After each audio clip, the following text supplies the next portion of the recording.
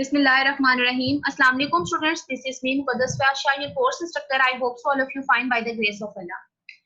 In this video tutorial we will cover subtractor. Subtractor पढ़ने से पहले सबसे पहले हमें बाइनरी सबट्रैक्टर का पता होना जरूरी है।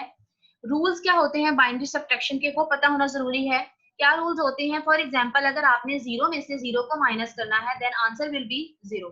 जीरो में से वन माइनस नहीं होता तो आप क्या करेंगे? एक कैरी लेंगे जिसको हम बोरो कहते हैं। आपने एक कैरी लिया लेकिन जब कैरी इधर जाता है तो वो क्योंकि बेस इसकी बाइनरी सबट्रैक्टर है तो बेस इसकी 2 है तो यहाँ पर क्या आ जाएगा? सिंपल 2। कैरी आपने 1 लिया बट यहाँ पर ऊपर जो वैल्यू लगती है वो 2 लगती है, ये आप लोगों को पता है ऑलरेडी। 2 में से 1 माइनस करेंगे तो आंसर की विल बी 1 और 12 बिट हमारे पास क्या आ जाएगी? 1। फिर 1 में से 0 माइनस किया 1, 1 में से 1 माइनस किया देन 0 आपके पास आ गया। ये तो थी पुरानी लॉजिक जैसे आप बिट्स को माइनस कर रहे होते हैं। इसके बाद टाइप्स ऑफ बाइनरी सबट्रैक्टर हैं। There are 2 types of binary subtractor, half subtractor and full subtractor. Half subtractor क्या होता है? It is a combinational circuit with 2 inputs and 2 outputs, difference and borrow bit. यानी आपके पास अगर 2 इनपुट्स हैं तो 2 ही आपके पास आउटपुट आएंगी, एक डिफरेंस होगा यानी उन दोनों का आंसर जो आप माइनस करके आ रहा है और दूसरा अगर बारो बिट है तो आप जो भी बारो ले रहे हैं मतलब जो भी कैरी ले रहे हैं तो आप वो लिखेंगे।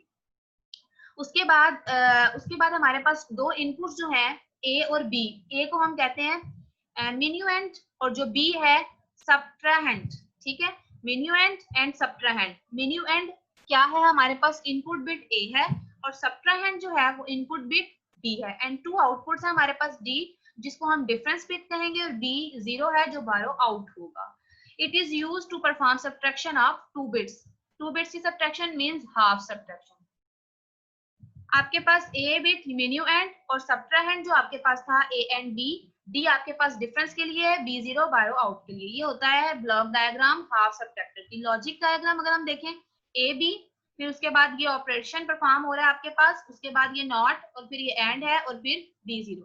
इसका मतलब ये कि अगर आपने बारो बिट फाइंड करनी है तो आप क्या करेंगे? ए की बिट को आप इससे आप इक्वेशन भी फाइंड कर सकते हैं। अगर आपको लॉजिक डायग्राम कैसे होगा, बी 0 की इक्वेशन क्या बनेगी?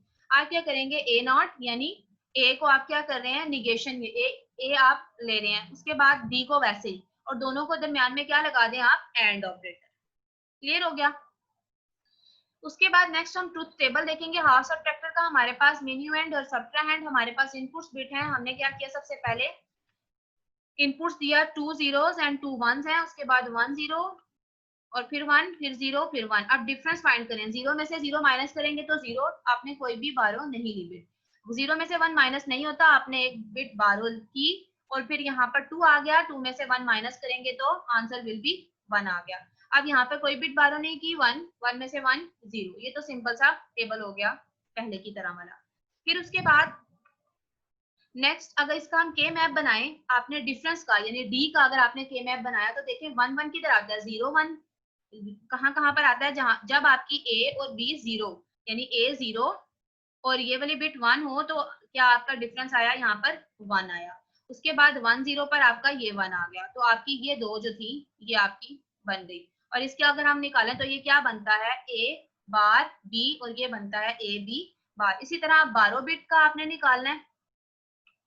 ठीक है, बारो बिट का आप निकालें तो बारो बिट का ये हमारे पास आ गया। बारो बिट में हमारे पास क्या होता है? यहाँ पे सिर्फ ओनली यहाँ पर 1 आ रहा है तो 1 किधर आ रहा है? जहाँ पर 0 और 1 है। तो ये बारो बिट का आपने के मैप जो था वो निकाल लिया।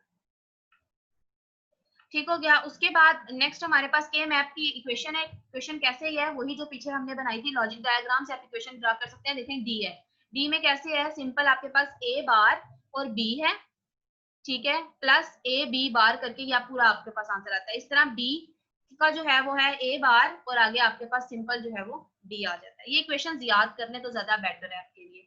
उसके बाद डिसएडवांटेज क्या है हाफ एडर के? Half adder can only perform the subtraction perform करता है 2 बाइनरी बिट्स की, but will while performing the subtraction it does not take into account the borrow of the lower significant stage को ये नहीं देखता। ठीक है, half subtractor using basic gate से आप कर सकते हैं। ये ए है ये बी है, निगेशन लगाएं और यहाँ पर आप इसको सॉल्व कर सकते हैं। फॉर एग्जांपल देखिए ये डी आपने फाइंड किया और ये बी है, यानी इतना हिस्सा क्लास जो ये है ये आपका डी फाइंड करने के लिए है और फिर ये आपके पास बारो बिट है जिसकी इक्वेशन हमने फाइंड की ए बी। ये डायग्राम कैसे आएगी आपको? ये डायग्राम आपको आएगी इसके जरिए से। ठीक हो गया। इसके जरिए से आप के मैप की डायग्राम बनी। देखें ए बार बी अलग किया, ए बी बार अलग किया और फिर डी करके उन्होंने कर दिया जैसे पीछे वाली इक्वेशन में थी।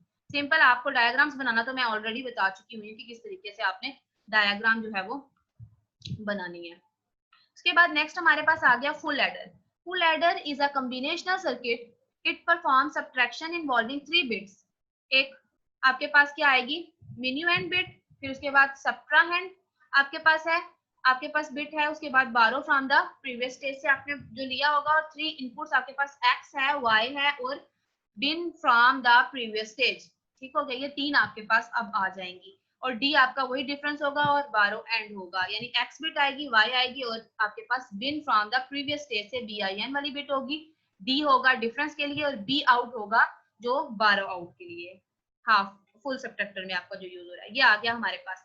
अब करना क्या है, फॉर एग्जांपल देखिए 3 इनपुट्स हैं, 3 इनपुट्स के लिए पहले 4 टाइम्स 0 और 4 टाइम्स 1, फिर 2 times 0, 2 time 1, 2 time 0 and 2 time 1, फिर 0 फिर 1 फिर 0 फिर 1। अब डिफरेंस है, अब देखिए तीनों को माइनस करें आप, इधर करके दिखा रही हूँ मैं, 0 माइनस 0 माइनस 0 तो 0 आ गया। अब आपके पास अगला है 0 माइनस 0 माइनस 1। अब ये ऐसे माइनस नहीं होता, आपको कैरी लेना पड़ेगा। आपने 12 आउट में यहाँ पे 1 लगा दिया, यहाँ पे कैरी लिया तो यहाँ पे क्या आ गया 2।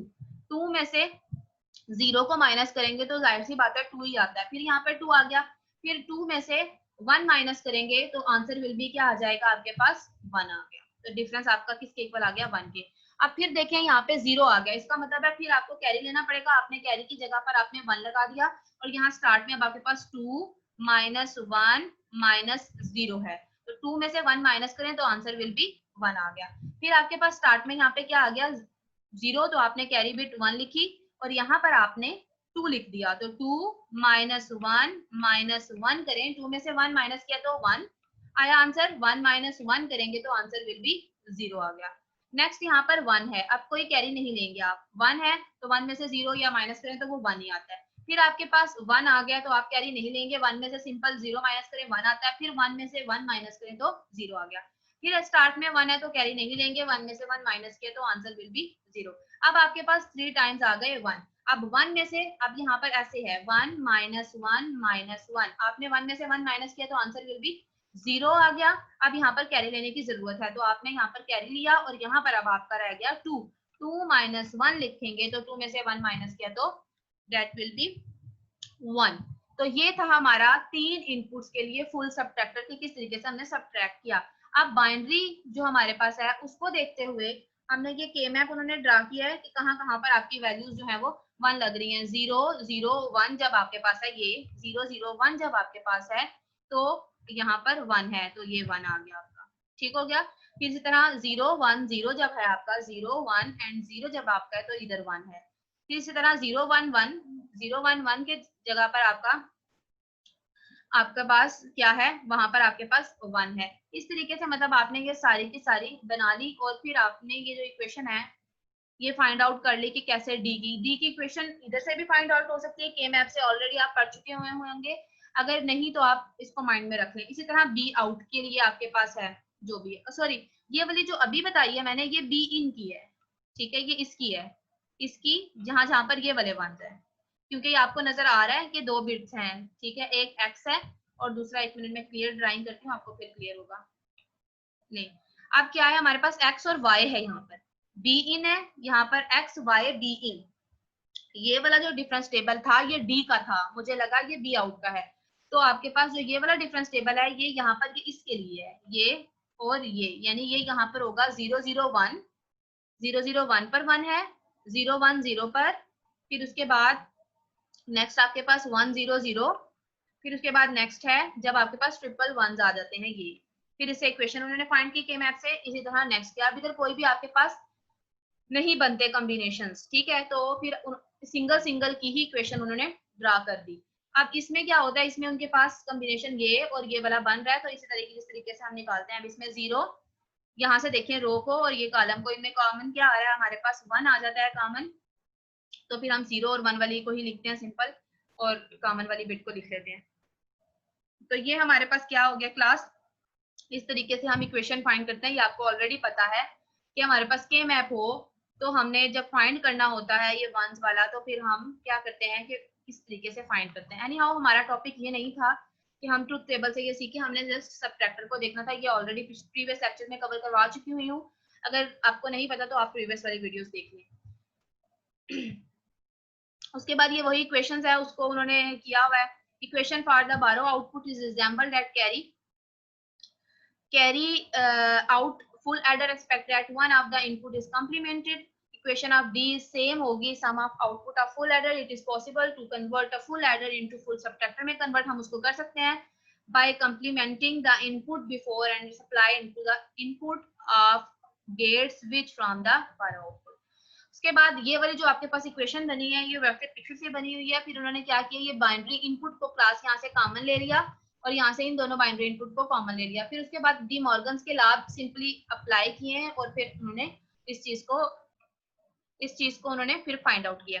अच्छा, उसके बाद अब यही वाली इक्वेशन यानी डी फाइंड करने के लिए अब आपके पास इक्वेशंस आ गई, आप जो है वो उसका क्या ड्रा करेंगे, डायग्राम ड्रा कर लेंगे कि ये हमारे पास एक्स वाई और डी कैसे फाइंड होगा और उसके बाद जो है वो दूसरा हमारे पास किस तरीके से फाइंड होगा। मिलते हैं नेक्स्ट ट्यूटोरियल में, आज के लिए इतना ही, अल्लाह हाफिज।